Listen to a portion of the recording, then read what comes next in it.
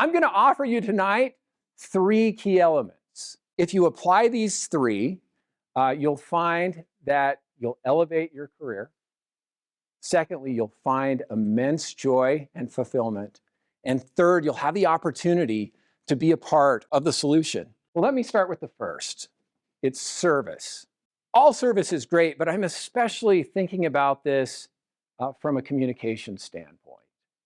As communicators, we have tremendous power, which is one of the greatest elements of working in communication. The ability to craft a message and disseminate that message and make a difference. The second element is service. And the third, drum roll, service, right? Service, service, service. Now, the first type of service is that service that's convenient and exciting and fits you really well, fits you to a T, the fun kind of service, right? The idea is to get experience. It's not necessarily going out and applying for every internship that's offered.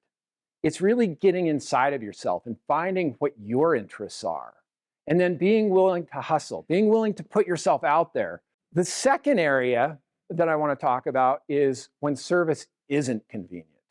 I'm reminded of an experience I had about 15 years ago. My agency had been invited to be a part of the review of a big state account. And about 3 days before the RFP was due, my admin stepped into the conference room and said, "Hey, you've got a call. They said it's kind of urgent." And I said, "Well, who is it?" And it was this person who worked for a client of mine.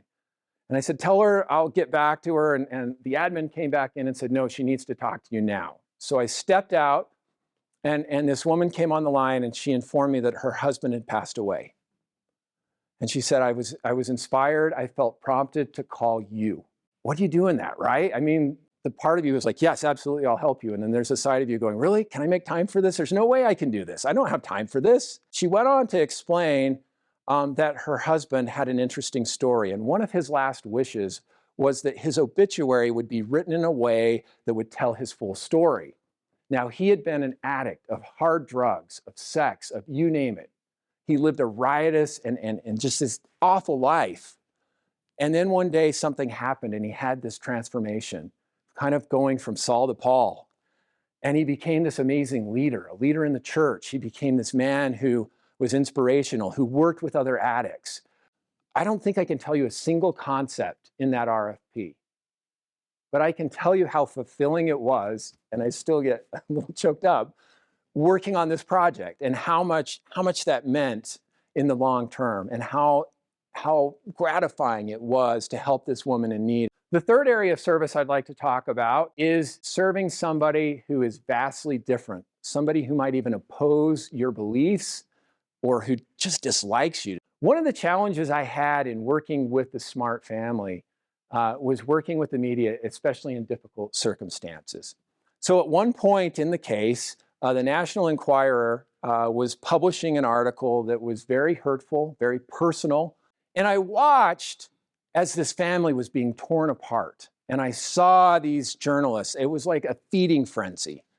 And it was so disheartening. I was just so, I can't even express. I was angry. I found myself trying to be kind. And I'm not sure that my efforts necessarily softened the hearts of this angry mob, but it helped soften my heart. Now, in closing, I can tell you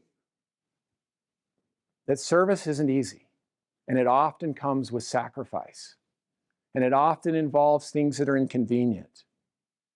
While the demands are great, the most important thing is, so are the blessings. Thank you.